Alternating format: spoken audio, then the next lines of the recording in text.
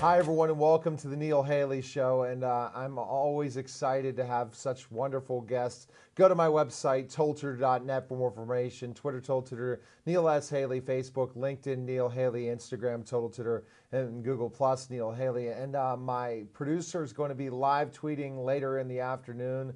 I'm taping 4 hours, 8 episodes, and I'm 16 wonderful guests. So I'm so excited to welcome the program author, children's book author, Denise Barry. Denise, thanks for calling, and how are you? I'm good, Neil. How are you? I'm doing fantastic. And just a little story, Tooth Fairy yesterday. My daughter lost a tooth. What a kind of a coincidence. Denise, so basically about your book with the Tooth Fairy, and now we'll also talk about Soap on a Rope, but tell us a little bit about what's happened to you since your Tooth Fairy children's book. Tell us about that. Isn't that funny? My daughter lost a tooth yesterday. I know that's so much fun. I hear that so many times. So yeah, that book's doing great. Kids are loving that book. I'm getting lots of great reviews on that. So yeah, it's super fun. And since then, I have written a new book called Soap on a Rope, and it's very different than Tooth Fairy, but it's very fun. I'm holding it up right now.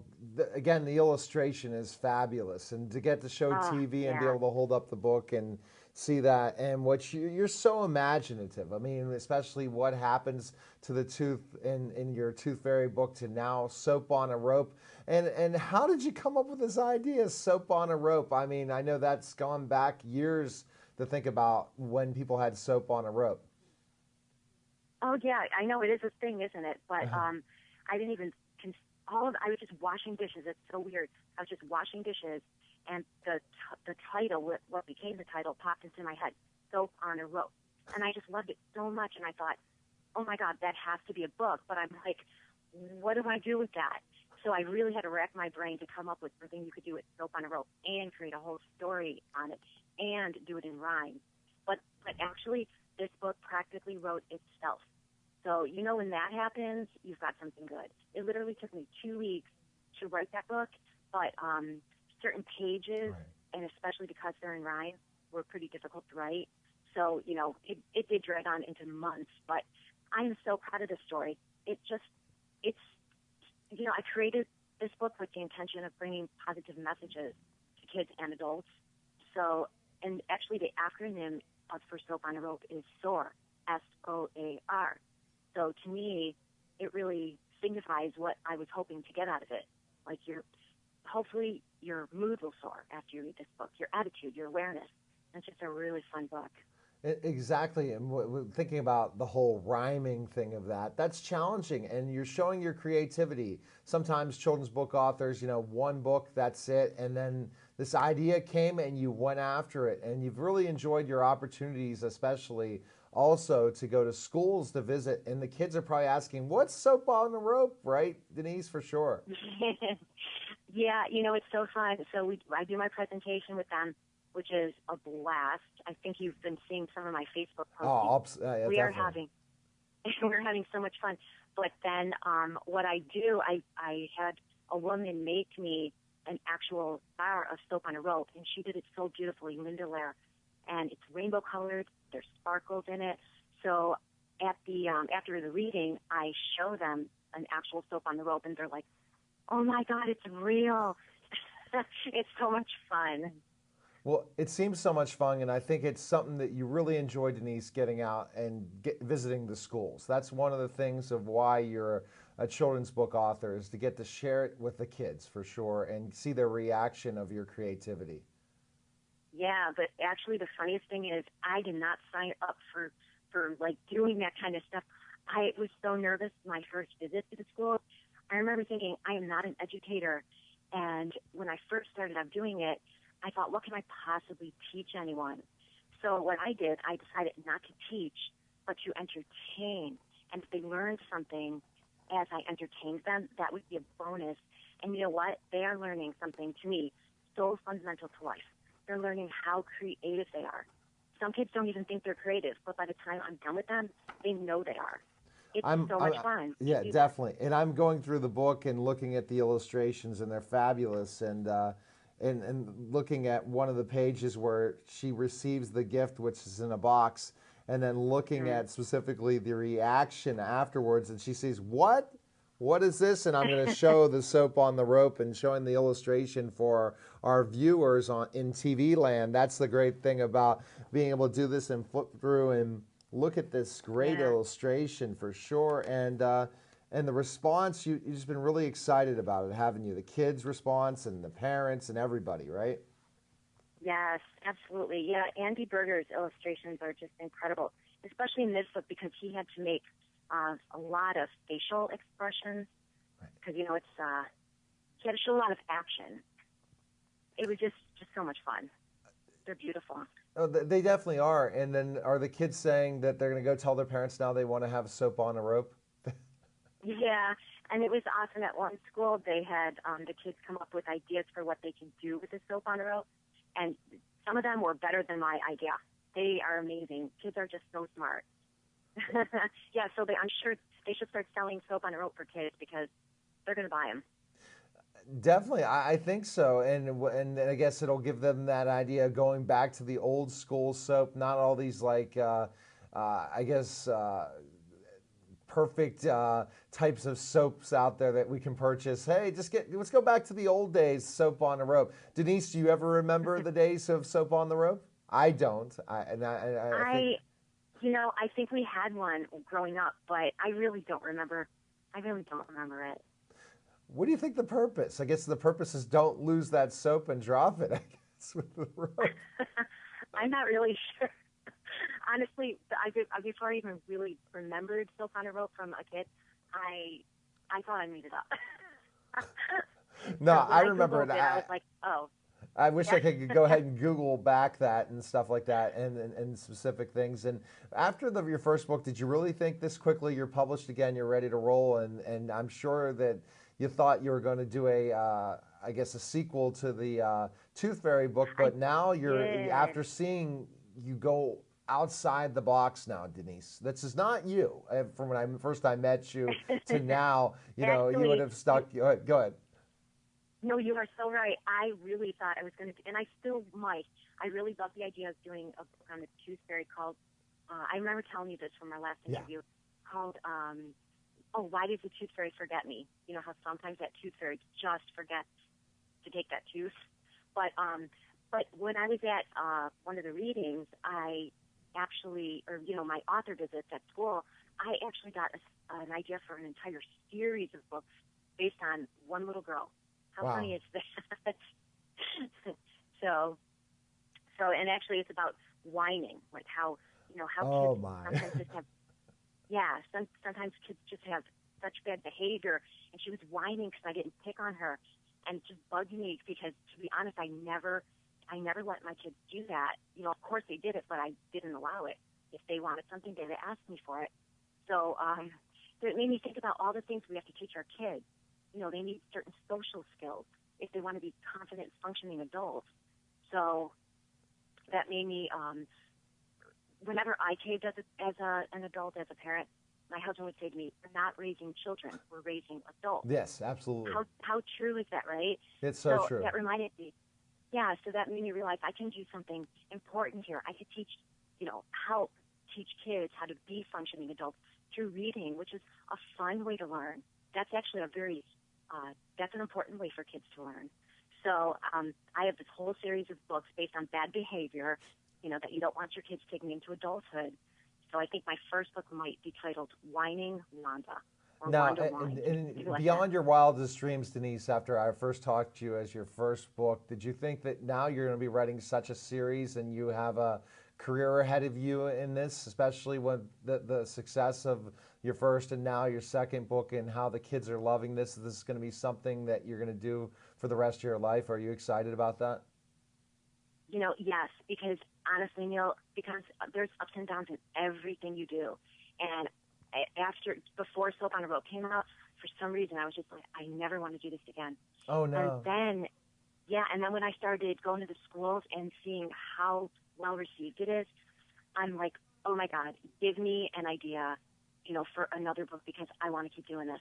And I got an entire series of books, and I love writing inspirational stuff, so it's actually exactly everything I love. Children, inspiration, just, just ask for things and you will get them. It's pretty cool. And it's really interesting, Denise. Sometimes we think that that passion of ours is going to disappear and that things aren't working out when you first try it, and then some big break happens, and then you're like, oh my gosh, now I know I can do what I love. Because how are they going to receive my book? And then this thing happens, and then this idea, and then you say, wow, I really have a gift. And I think, Denise, thinking outside the box is different for you, getting yourself out of your comfort zone, which you have by going on radio and television interviews and visiting schools.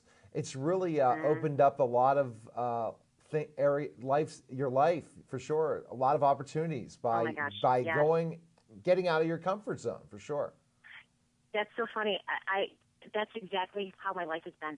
I have been uncomfortable every day of my life, when I chose to do this.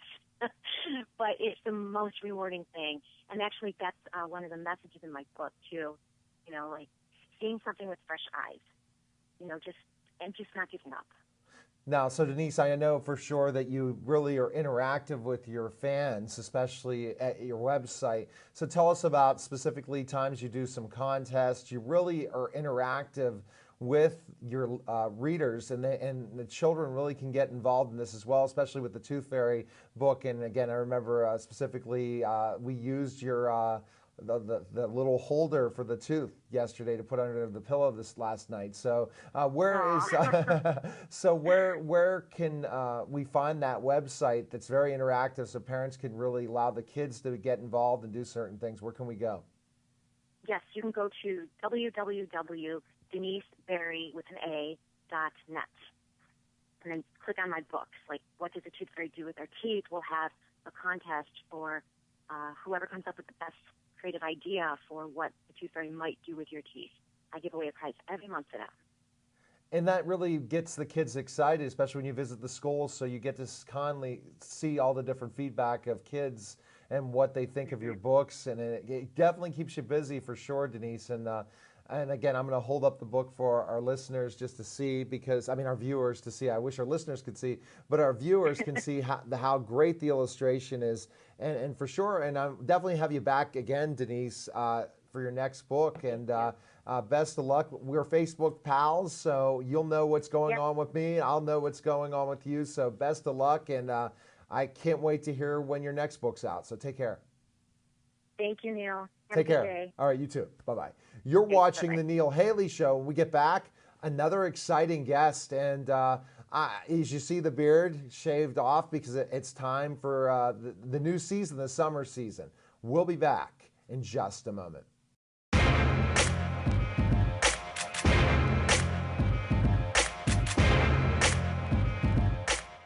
Hi, I'm John Walsh, owner of Bethel Bakery, and we are celebrating our 60th birthday this year. We have plenty of events scheduled for this summer and certainly hope that you can join us for our sweet 60th. Each day, now through August 31st, one lucky customer will win a $60 Bethel Bakery gift card just by registering in the store when a purchase is made. Also daily, our Facebook fans can like and share the photo we post on our wall for a chance to win a $6 Bethel Bakery gift card. We also have a community cookie fundraiser with the proceeds supporting 3 organizations in the community: the Joey Fabus Foundation, the Bethel Park Community Foundation, and the Bethel Park Public Library. Each week we are featuring a throwback and new baked good. And if you were born in 1955, make sure to stop in for a free cupcake. Updates are posted on our website, bethelbakery.com. Bethel Bakery, baking life sweeter since 1955, takes great pleasure in serving all our customers. Stop and visit us as we celebrate 60 years of sweet memories.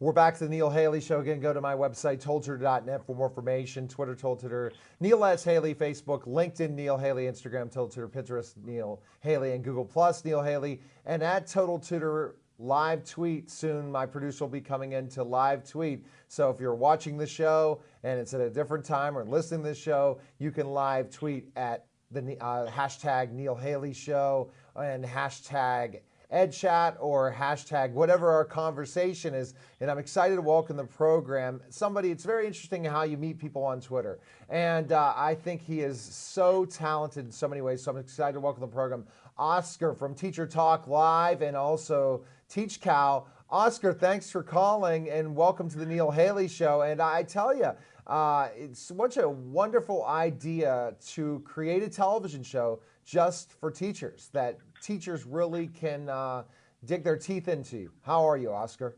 Thank you, Neil. Thank you very much for having me on. I am really excited. I'm really glad to be on and to be able to share with you and your listeners a little bit about the show. I think I'm really excited about it, and I keep getting this reaction from people that they really enjoy that type of forum. Well, because you're giving a forum now that we're not just getting the PhDs, we're not just getting the talking heads, we're not just getting the people, that have written 15 books or have done something so special in education that a teacher doesn't have the opportunity to do, choose curriculum. Now we're hearing from the people that are right there, right on top in the classroom, that are day to day, know what's going on, or myself that works with kids every day and knows what learning difficulties, and yourself with your experiences, sharing with the joy of teaching and also the struggles and how we can make solutions. Right, Oscar? Exactly. I mean, for me, as with a background of in teaching, I know firsthand that often, I'm not saying all the time, but very, very often, teachers and administrators are only the actors in someone else's vision of what education is supposed to be. And too often, teachers don't have a voice in the process where they are most equipped. In what other field do you see that they're actually the third-hand person? And so what I'm doing by putting together this show is that I give them an equal voice.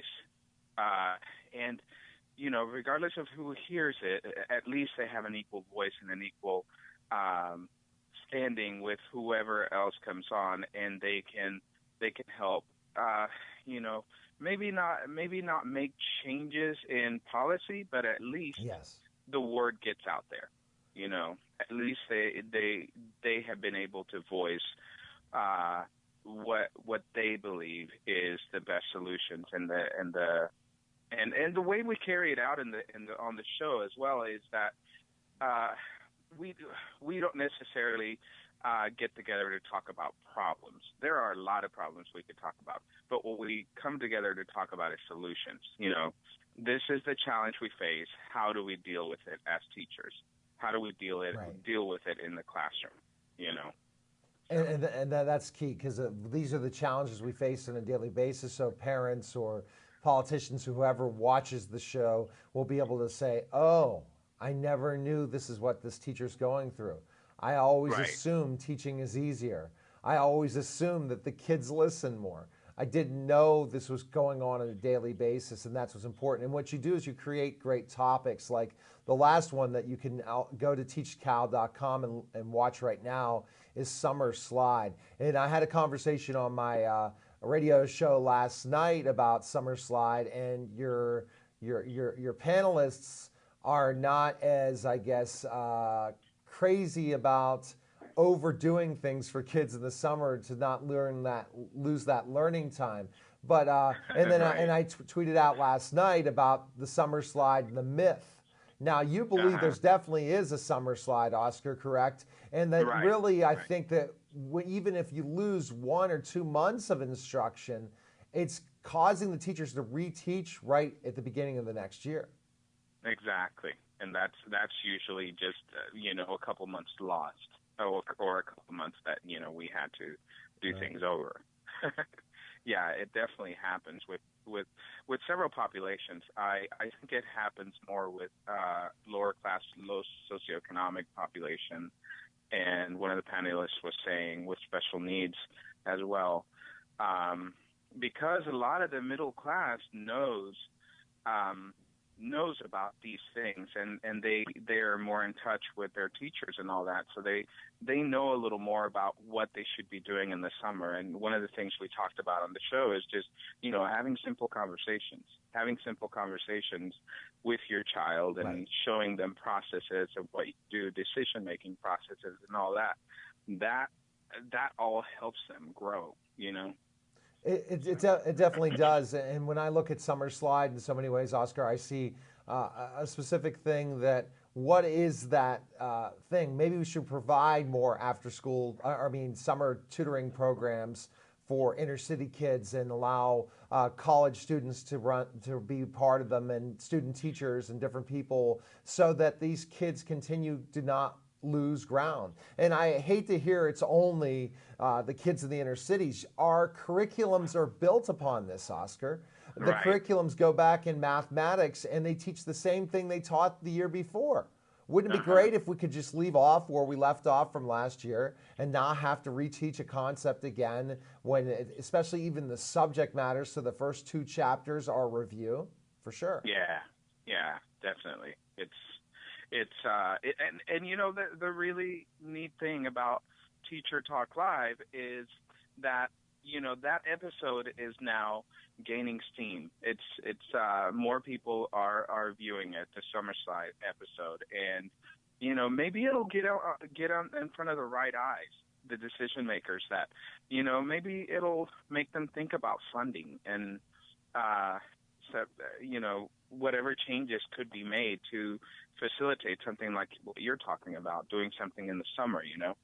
Exactly. So, And doing something in the summer, and I think that it needs to be done. And I can fix education so many ways, provide one-on-one tutors for each individual student that's struggling, and you would never have a lot of these problems. If we can individualize instruction, that's fantastic. Oscar, another great topic you had was, again, inclusion. And tell me a little bit about the inclusion episode, that you had some very interesting special education teachers.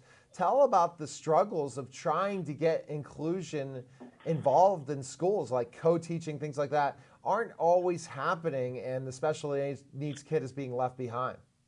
Well, yeah. So some of the things that